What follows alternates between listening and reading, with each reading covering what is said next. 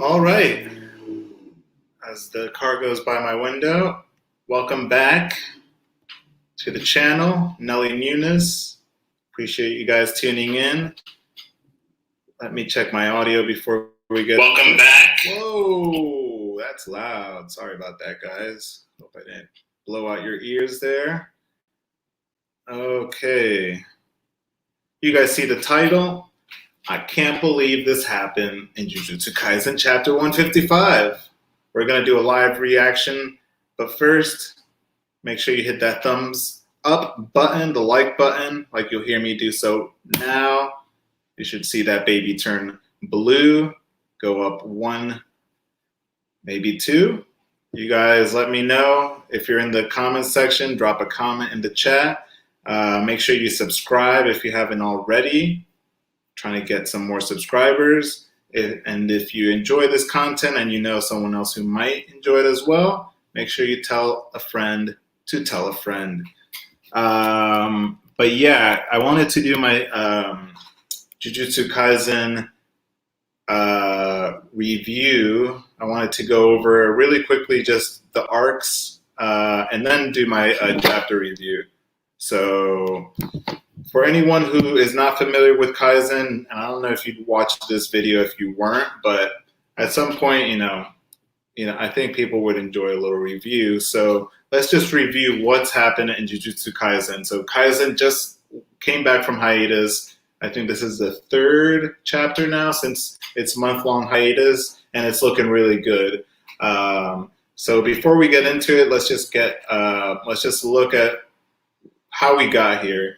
I have the list of arcs. Apparently there's 11 arcs, starting with chapter 0 of Jujutsu Kaisen, which is going to be the basis of the movie coming out at the end of the year in Japan. Jujutsu Kaisen movie, really excited to see that.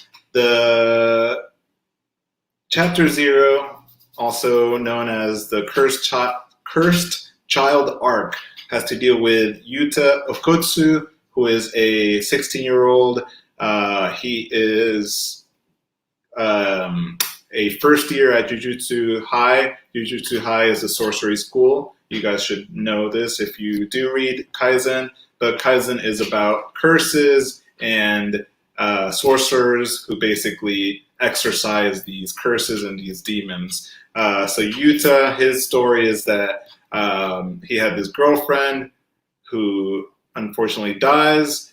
They basically make a promise that, I'll always love you. And Yuta basically gives her a ring, and that ring is kind of a curse onto him, because as you'll see if you're reading the story, spoiler alert, she comes back as a ghost who does not leave Yuta's side. It turns out that she's very powerful as well, I guess because of the strong love that they had between each other.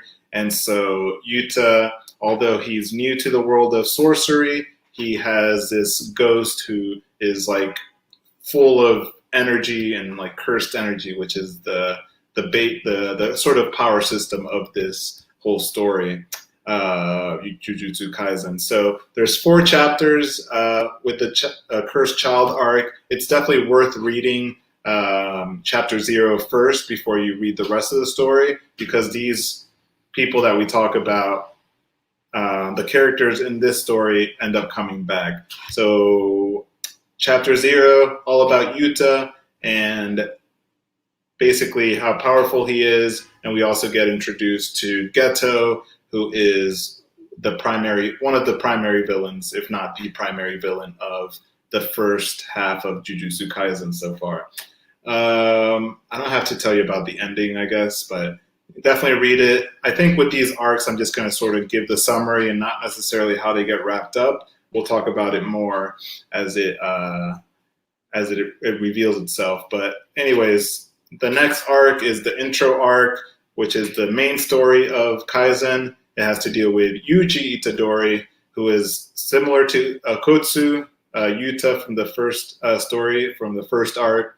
Yuji doesn't know anything about curses. However, his grandfather passes away, and his grandfather, in a certain sense, kind of curses Yuji by saying, "Please defend people," as his last words, basically. So it's kind of like a dark sort of Peter Parker, Uncle Ben story where Uncle Ben tells Peter, with great power comes great responsibility. And that's kind of the last thing Parker, Spider-Man remembers. So here Yuji remembers, save people, you're strong, always defend people as best as you can.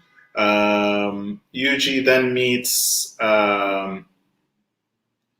so Yuji is a high schooler. He meets a couple people from the Jujutsu high school that, they get revealed to him later. But Yuji's first interaction with curses is through his high school club, which is like an occult club, and they're into like magic and curses and spirits. And they end up conjuring the most evil spirit in history, I guess. There's this finger. They're called the fingers of Sukuna, and the Sukuna is just the most evil spirit. And so one of these fingers, there's 20 in total. One of these fingers is enough to conjure up so many evil demons, and then Yuji ends up having to fight these demons who end up possessing and attacking his classmates.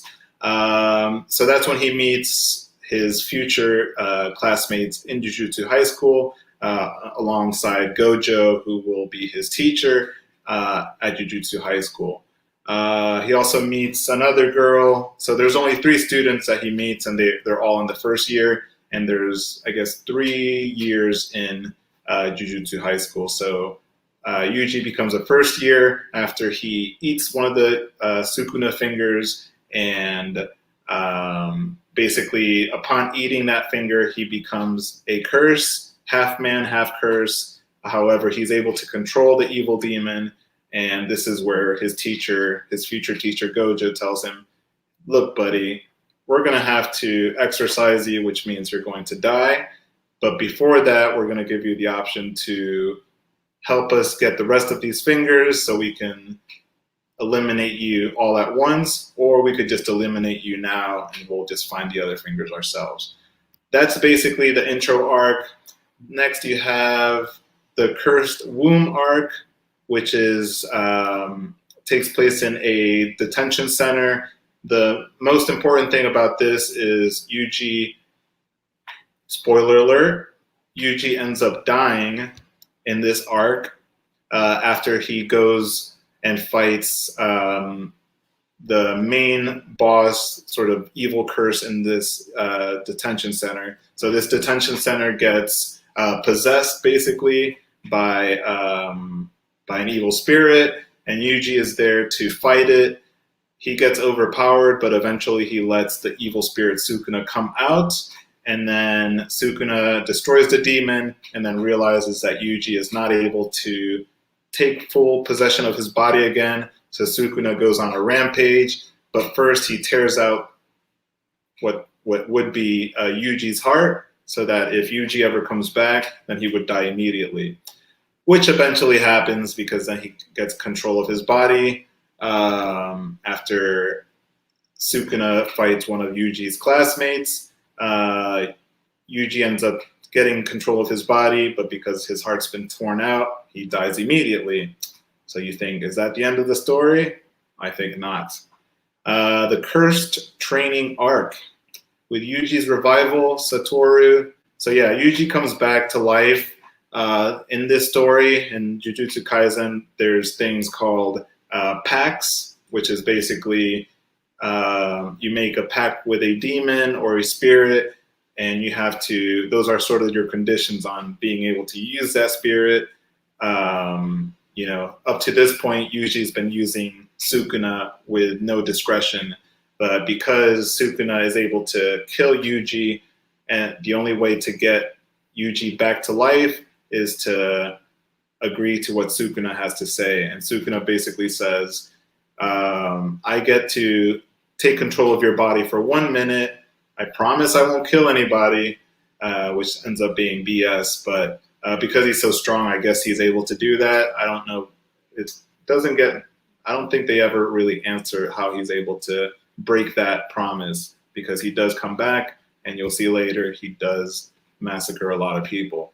But with that also, this is so one-sided that even Yuji says, "No, I'm not going to agree to it. You're going to have to kill me." And then Sukuna like kills the spirit form of Yuji, and then eventually he gets revived. But basically, Sukuna says, "I'll revive you, but you're not going to have any memory of this conversation." So yeah, with Yuji's revival, Satoru Gojo, his teacher, decides to hide him for a while and train the boy. And then, meanwhile, Nobara and Megumi, who are his classmates, agree to join the second years of their school in a fight against the rival school. This is kind of random. This arc is kind of random. Like, there's some really serious stuff going on, and then all of a sudden they're like, yeah, well, we have these traditions and we fight. You know, we have a rivalry against other schools. Like, we have a baseball team, they have a baseball team, and we're going to have a baseball game out of nowhere. Always kind of struck me as a little weird, you know, but it is a good way to introduce the other characters and the other high schools, and you know, it's not just one place where they're studying about curses. It's a whole thing that's going on in Japan, and there's people that can see curses but are just not part of an institution. They're doing their own thing, whether they're doing evil things or they're doing good things, vigilante things. But that's the end of that. Then we have the Mahito arc, and Yuji is assigned with the grade 1 sorcerer and former salaryman Kento Nanami, who is another teacher, basically, to work on a mission. A strange curse named Mahito would bring him unexpected pain. So Mahito is the second villain, the second antagonist, basically, main antagonist. He kind of is like the main antagonist, but because he pretty much works for Geto, who we'll see later, I would say he's more of like the secondary antagonist, but because he's so freaking evil, he kind of pushes Geto to the side. He's so evil, he makes Geto look pretty mundane in comparison. But to be honest, Geto is the one who's pulling the strings. So I think that pretty much explains everything. Yeah, and the main thing about that story is that Mahito takes advantage of a high schooler who can see curses but cannot use any powers. And this kid is has been bullied and everything. And then he eventually, you know, tells this kid like, hey, I can take care of your bullies. And then I can give you the power for you to take care of these bullies, only for Mahito to betray the kid's trust. And Yuji ends up befriending this kid only to see Mahito ruin his life. And that's why Mahito becomes the kind of like a primary antagonist and the reason why Yuji wants to really improve his powers so he can defeat this evil spirit. We'll also learn that spirits are, from the get-go, they explain that these evil spirits, these curses, are born from fears and anxieties. So me personally, I'm like, I'd say I have a working fear, I guess, of like fire. If I ever have I'm not like scared of fire, so I'll have candles, but I'm always like, oh my God, like keep the candles separate from everything, you know what I'm saying? So that sort of like anxiety of fire would start giving birth to a bit like a fire demon, basically. You have enough people and a concentration of people who, let's say, are afraid of fire, or even better, are afraid of spiders, then that concentration of fear would become a curse, would probably become a spider, a curse that looks like a spider. Mahito, on the other hand, he is kind of the embodiment of the fear that humans have of humans, if that makes sense. That's why Mahito looks like a human, whereas his counterpart, or his villain, his crew, You have a fire demon, which would be, like I said, the primordial fear of fire. You have another demon who's like the wood demon, which is kind of born out of the fear of the woods and forests and being lost in the woods. Basically, you have like a water demon, which is the fear that humans have of the ocean and drowning and things like that. And then you have Mahito, who looks a lot different from these other curses. These curses look like fishes and volcanoes and things like that. Fish, that's the plural. Mahito looks like a human because he is the fear that humans have of other humans, if that makes sense. This is all great stuff that I'm giving to you guys. So if you guys like the contents of this video, make sure you hit the thumbs up and we'll continue going. The Kyoto Goodwill event arc. This is the arc that I said was kind of weird that this comes out of nowhere, but this is a way we get introduced to new students. Most importantly, who do we get introduced to? Well, in UG school, we get introduced to the second years. Can I remember all of their names? Not really. The most important one would be Maki, who is part of this clan family, and she is sort of like a relative to Megumi, who is Yuji's first year classmate. So those are the students in UG school. Then in the Kyoto school, you have Todo,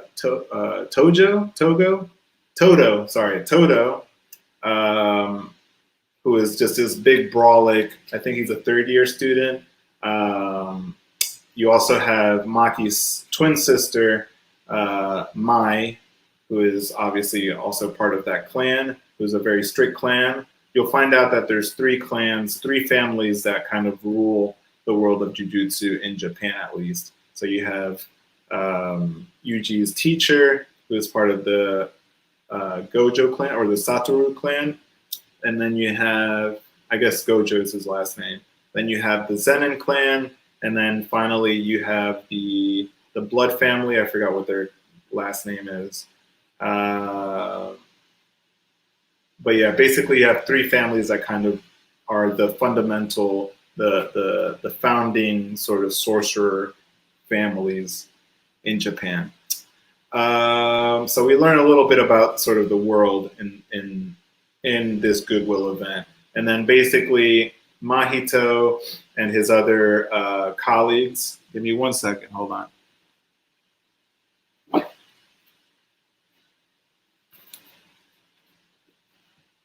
Okay, so basically Mahito and his evil colleagues crash this event, and they use this event as an opportunity to try to attack the students all at once, and their primary focus is trying to stop Gojo from doing anything.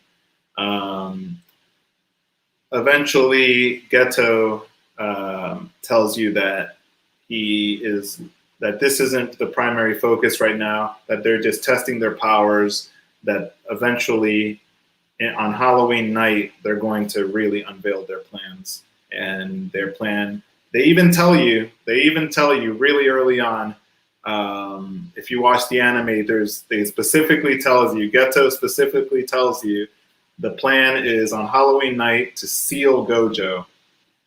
This is like chapters ahead before it actually happens, which is awesome if you look back. I think it's good storytelling. Although I didn't love the fact that there's a random high school event, because this story is pretty mature. I think we can do without sort of the kind of some of the tropes. Hold on a second.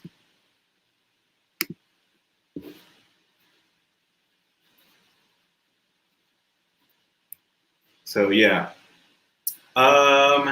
Let's see. Now, after the Goodwill event, in the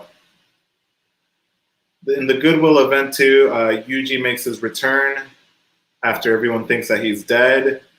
This is a surprise to everybody, as well as the Kyoto school, because they are the hosts, and nobody told them that they're basically bringing a nuclear bomb to the school, basically, in Yuji, because he's the host of the evil curse named Sukuna.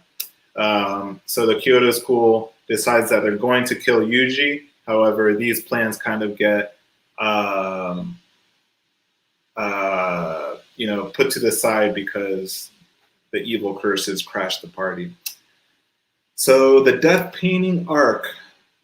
I need to read this arc because I'm trying to remember what exactly happens. The first years are sent to investigate a series of strange disappearances at Fushigura's former school, which is Megumi, Yuji's classmate. And even worse, this threat might just involve his sister. Sorry, guys. A dangerous new group of foes makes its appearance as the trio pushes past their limits. This is kind of what actually happens here. New group of foes. Basically, Yuji and his lady classmate Nobara get their first kills as sorcerers.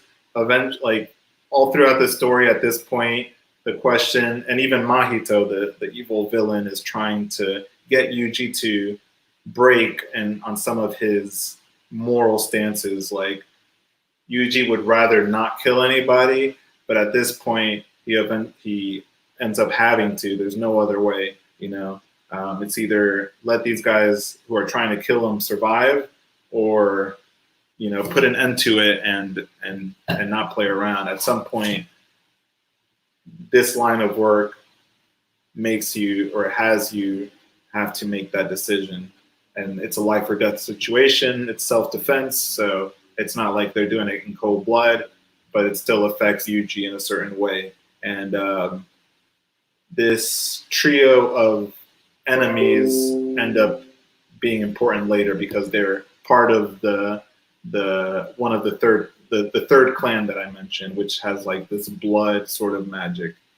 But that's it pretty much. This arc kind of prepares you for the main arc that we get from chapter 65 to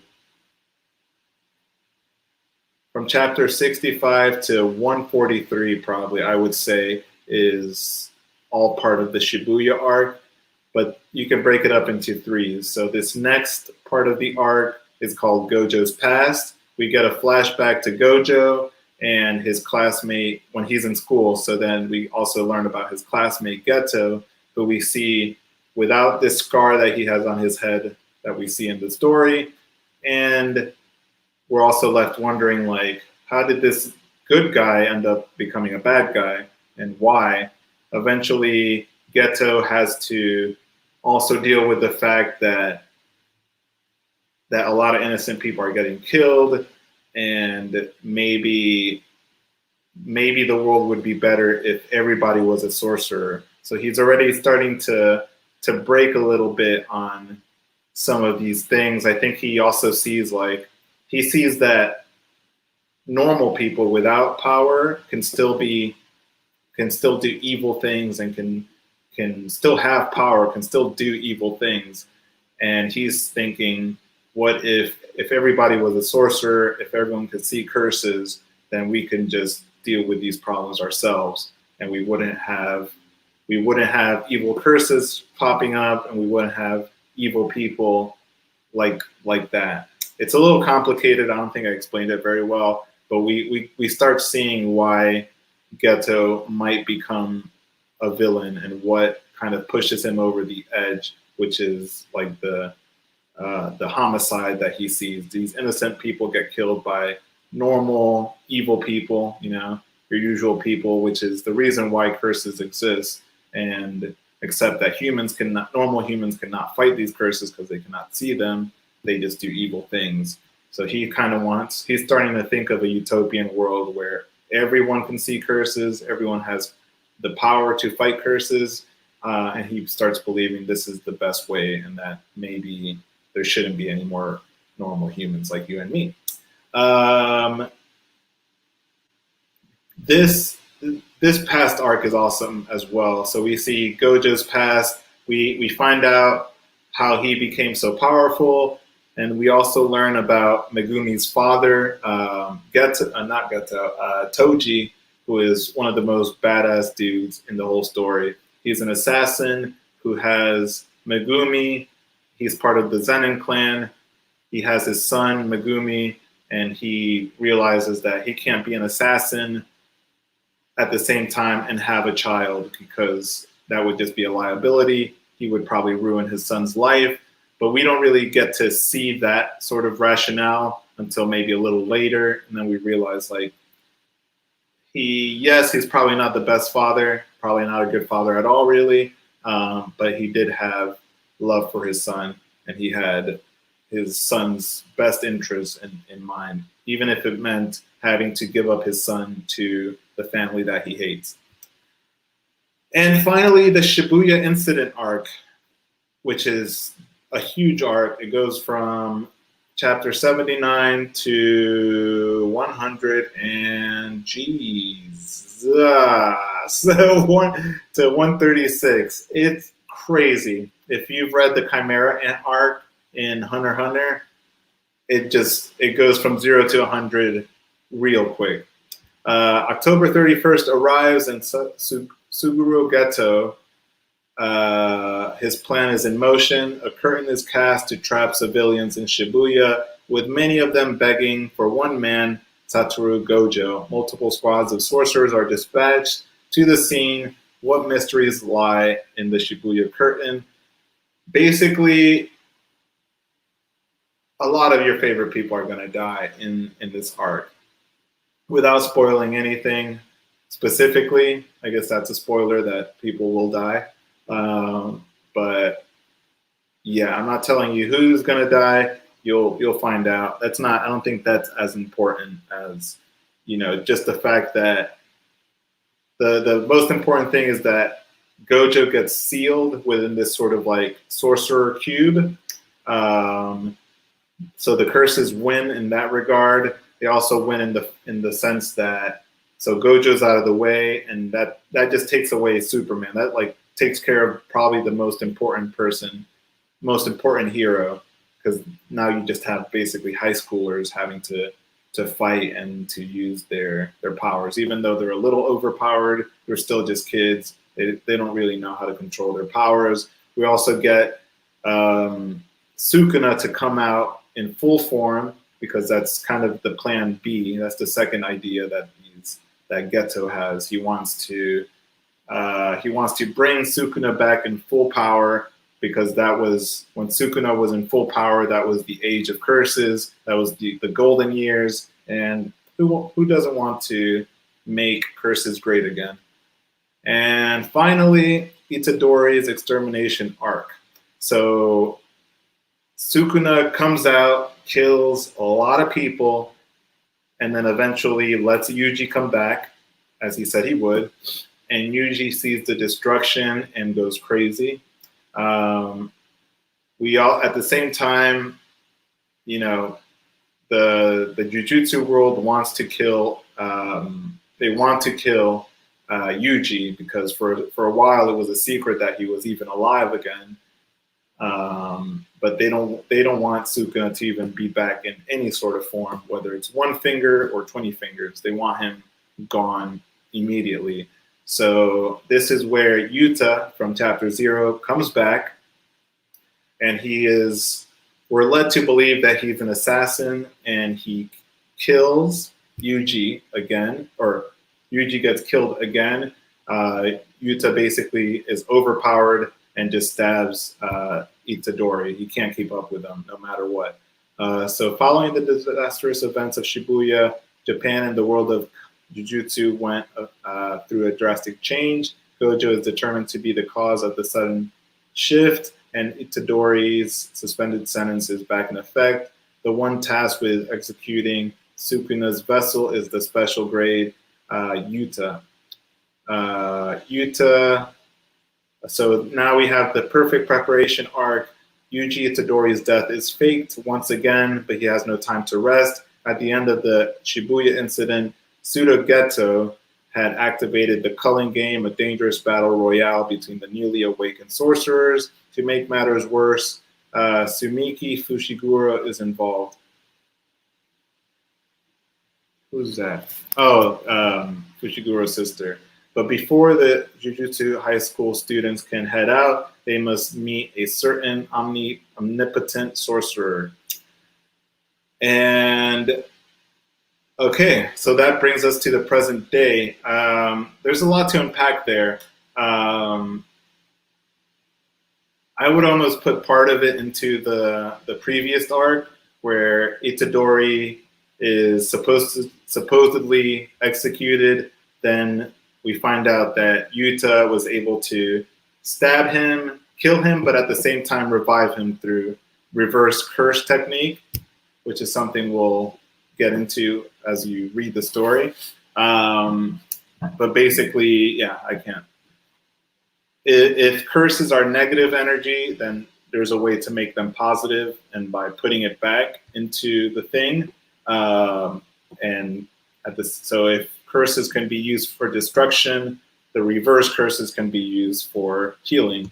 And so that's why Yuji is able to come back to life.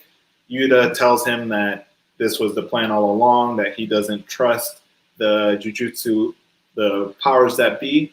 And at the same time, at the end of the Shibuya incident, we find out why Geto is evil. We find out about the scar. Basically, he's not Geto. He's been dead the whole time.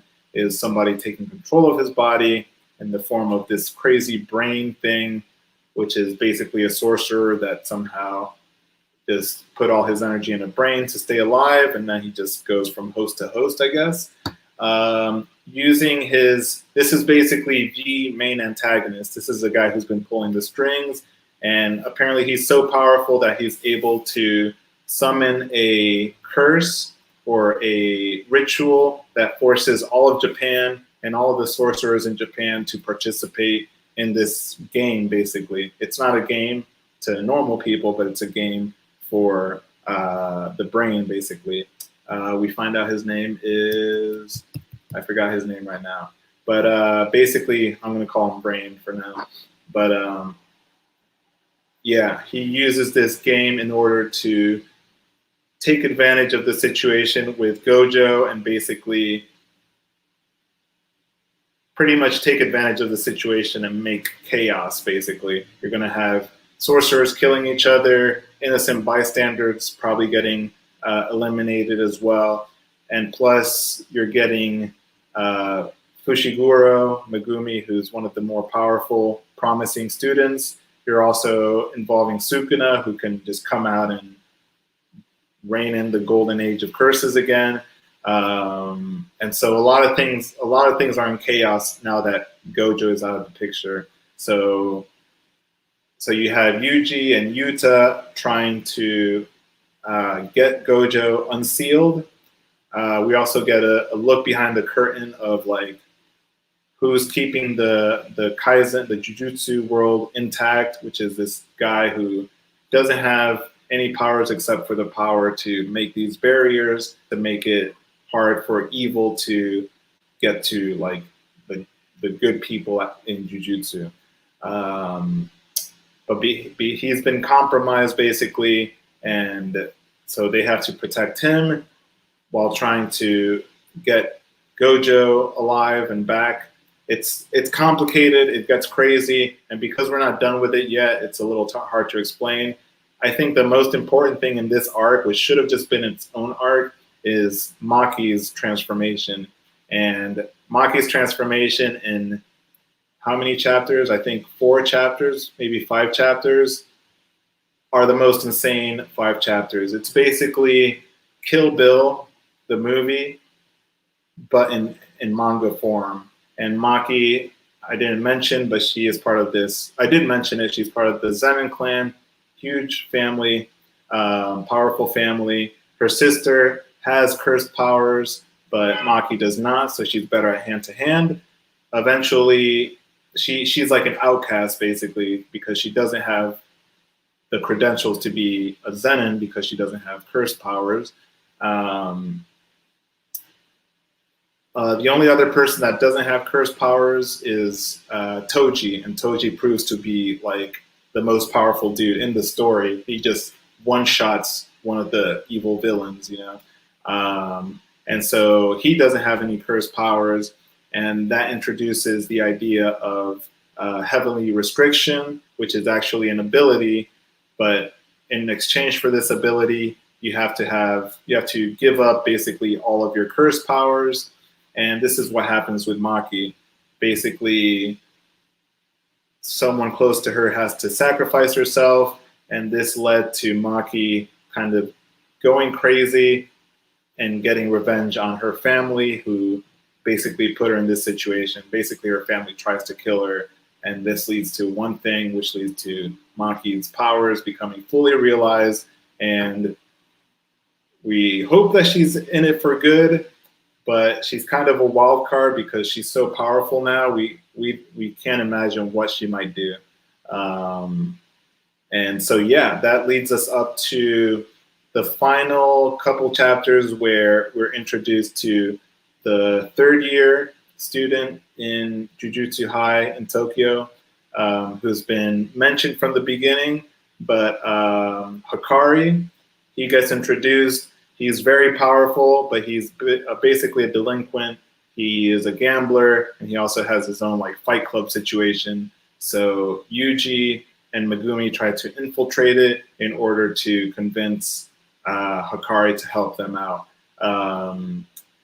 In the last chapter that we read, Hikari confronts Yuji and says, "Yo, you would be really great at this fight club. You can literally make $1 million a night or something like that. So like, why worry about anything else when you could just be making money?